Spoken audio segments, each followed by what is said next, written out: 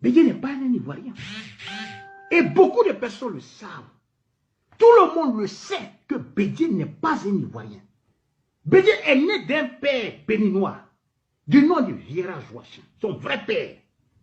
Sa mère est une Ghanéenne du nom de Ama.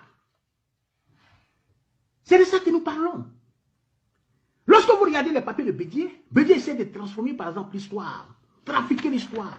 Il raconte bien sûr dans son livre, à la page 139, que son père est bandier, parce que c'est le nom, Bédié c'est bandier en quelque sorte, c'est le colon en fait contre vous. Donc son père en fait compte à 84 ans, dont sa mère a 68 ans. Est-ce qu'à cet âge on peut mettre quelqu'un mort? Non. C'est Houphouët-Boigny qui a camouflé cette affaire. Et petit à petit, l'homme a développé, je crois bien, un sens aigu, je crois bien, de la xénophobie, du mal qu'on lui a fait dans sa jeunesse. Parce que durant toute sa jeunesse, on lui a rappelé qu'il n'était pas de la Côte d'Ivoire, il n'était pas ivoirien. Durant toute sa jeunesse, son père, en fin de compte, n'était pas là. C'est Houphouët-Boigny, avant même de se marier, avant qu'il fasse ses enfants, qu'il a un peu élevé. Et par amour qu'il avait pour lui a donné un tout petit peu de l'estime.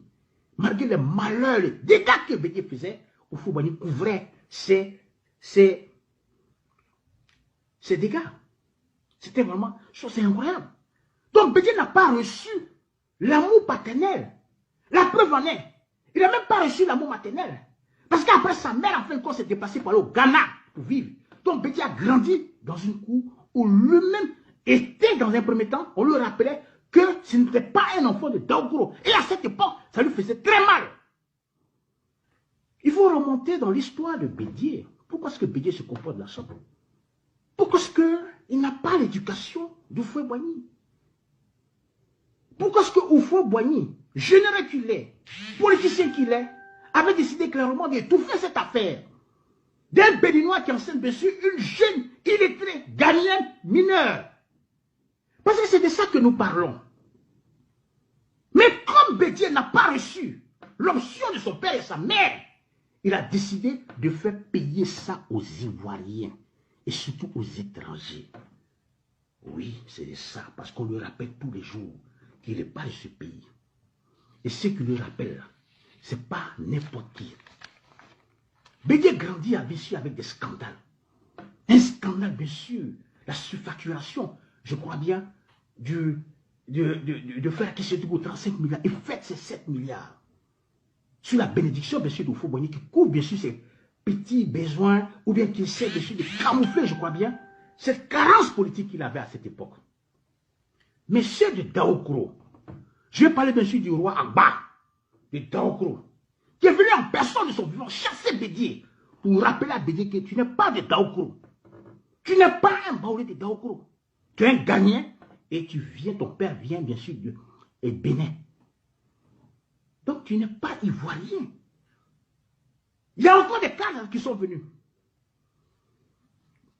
Lorsqu'ils l'ont chassé, il allait s'installer, je vous dis, pas loin de la station d'essence, pas loin de la station d'essence, à Youlé, où il a acheté, je crois bien, un terrain. Mais les gens de Daoukro n'en voulaient pas. Les gens de Daoukro n'en voulaient pas. Parce que cette façon de faire de la politique était telle que, avant même qu'il soit député, il y avait ce qu'on appelle un problème de personne. Qu'est-ce qu'il voulait faire de la ville de Daoukro? Quelle est cette méthode qu'il avait envoyée dans le village pour séparer les vrais de ce village? Quelle est cette méthode métavélique où il avait poussé les gens à bout? Il a commencé depuis longtemps. Quand je dis que Bédié c'est Hitler en personne, croyez-moi, Bédié c'est Hitler. Il développe cet esprit de xénophobie, de tribalisme. Il faut comprendre bien sûr à ceux qui le suivent comme des moutons que lui il est plus ivoirien que les Ivoiriens. Il lance une sorte de fatwa, bien sûr. C'est ceux-là même qui sont nés à Daoukro, même s'ils ont fait les études au Burkina Faso, ils sont revenus de père et de mère, nés en Côte d'Ivoire. C'est de fatwa. Il mélange le pays. Il se permet même, en tant que chef de l'État, d'écrire un livre qui s'appelle Sur les chemins de ma vie, où il définit les ethnies en fonction de leur puissance culturelle. Bédié, je vous dis Bédié, est celui-là même qui ne doit même pas participer à quelque chose. Et je vois des gens les Dikawi. Le bureau politique s'est réuni.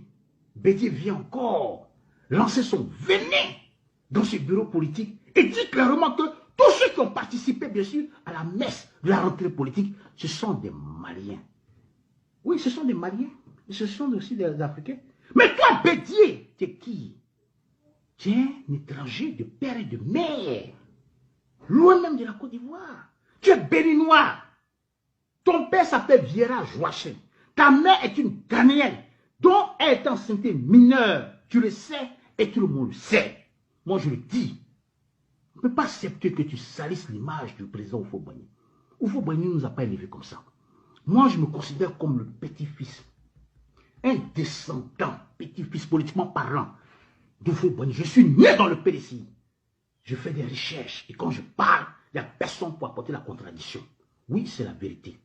Le maire, Abou Kwadjo, le maire t'a dit que tu n'es pas de Daokoro. Coco Daniel, élu député même t'a dit, avant même son accident, tu n'es pas de Daokoro. Adjoumani, tous les jours, Adjoumani même qui te suivait, matin, midi, soir, tu allais voir par exemple ta maman qui se trouve, elle est décédée maintenant, tes parents qui se trouvent au Ghana avec Adjoumani, il a dit que tu n'es pas. Nombreux élus le savent. Mais pourquoi cette haine? Pourquoi à la veille des élections présidentielles? Pourquoi mettre le couteau par exemple de la xénophobie, de la haine et du tribalisme au cœur du débat politique? Sachant très bien que ce couteau, ce venin n'a rien.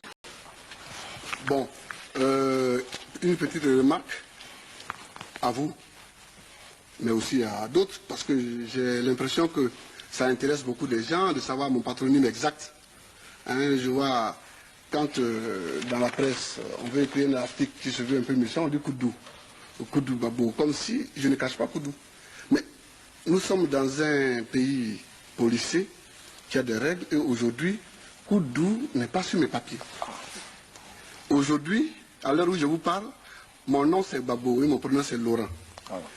Ma soeur qui est là, mon épouse, mes enfants et moi-même, nous sommes d'ailleurs en train de faire des démarches, nous allons saisir la justice pour faire un nom composé avec un tiré, Babo, trait, Koudou, ce qui est plus représentatif de la famille. Mais tant que ce n'est pas fait, je suis Babo, prénommé Laurent. Bien. Vous me demandez comment je me porte matériellement. C'est la question la plus amusante parce que je crois que... Adja Nabintou Cissé, originaire de Béléban, au nord-ouest de la Côte d'Ivoire. La voici la maman. Voici la maman. La voici. Elle dit à Cocody et tout le monde la connaît maintenant. Je suis né le 1er janvier 1942 à Dimokro, comme l'atteste mon acte de naissance. La déclaration de naissance établie à l'époque par le médecin capitaine Bergouniou peut être consultée à tout moment et en toute liberté à Dimokro. Mon père s'appelait Draman Ouattara et ma mère ici présente s'appelle Nabintou Ouattara Nessissé et on l'appelait à Dimokro Ouattara Mousso, c'est-à-dire la femme du dieu Draman Ouattara. Mon père Draman Ouattara est ivoirien. Il est de Congo, en Côte d'Ivoire. Mon père a eu à exercer à Sendou, non loin de la frontière ivoirienne, les fonctions de chef traditionnel de village. Sendou faisait partie de l'ancien empire de Congo, qui couvrait alors une partie de la Côte d'Ivoire, du Mali et du Ghana. Et c'est vers 1888 que naquit mon père Draman Ouattara. Vous savez que je parle d'une époque où les frontières n'existaient pas. Nos traditions et les règles de succession dans ces chefferies ignoraient les frontières héritées de la colonisation. C'est ainsi que, conformément aux règles et procédures de succession propres à chaque communauté, mon père, un Ivoirien authentique, descendant de Sékou Ouattara, s'est retrouvé chef à Saint-Louis. Et tenez-vous bien, la première fois que le conseil de famille devait le nommer, il a été calé parce qu'on disait qu'il était ivoirien et qu'il ne pouvait pas accéder à la chefferie à ce titre. Quelqu'un d'autre, un de ses cousins, a été nommé à sa place. 4 mois après, celui-ci malheureusement rendu l'âme, et c'est comme ça que mon père donc est devenu chef de village à Saint-Louis.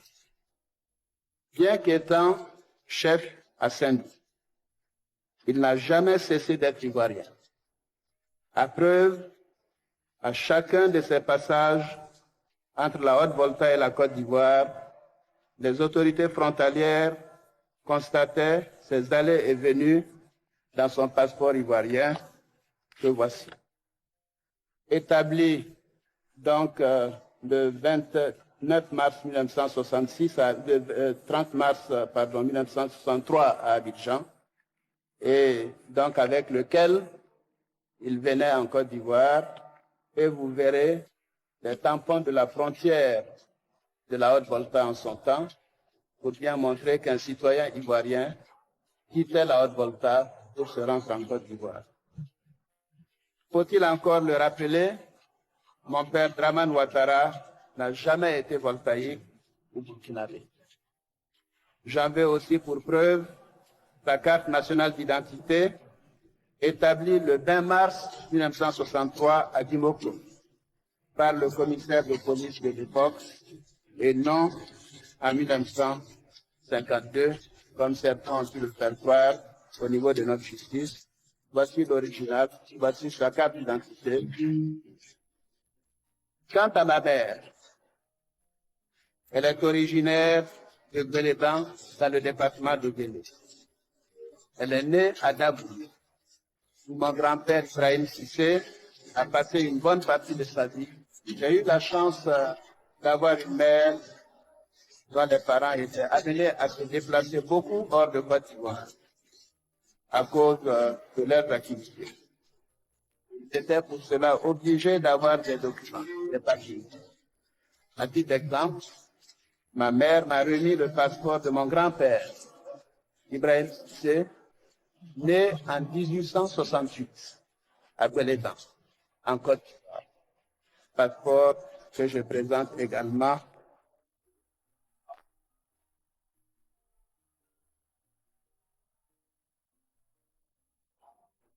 Mon grand-père maternel est bien ivoirien, donc Nabintou Sissé, sa fille, qui est donc devenue Nabintou Ouattara par mariage lié, est l'épouse de mon père.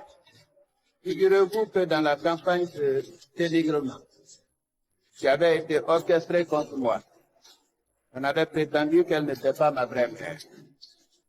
Alors, nous sommes volontairement soumis à un test ADN, c'est-à-dire un test qui montre bien que vous êtes issu de quelqu'un. Nous avons donc fait ce test ADN et il est formel. Il confirme sans ambiguïté aucune, bien entendu, que Nabintou Ouattara, nécessité, est bien ma mère et que je suis bien son fils. Mon père est ivoirien de naissance. Ma mère est ivoirienne de naissance. Mes grands-parents sont ivoiriens de naissance. Mes frères et sœurs sont tous ivoiriens de naissance. Et tous ont leur certificat de nationalité ivoirienne. Et jusqu'à la date d'aujourd'hui, on refuse d'établir mon certificat de nationalité ivoirienne. Alors que nous connaissons le code de la nationalité, un Ivoirien, toute personne née d'un parent ivoirien.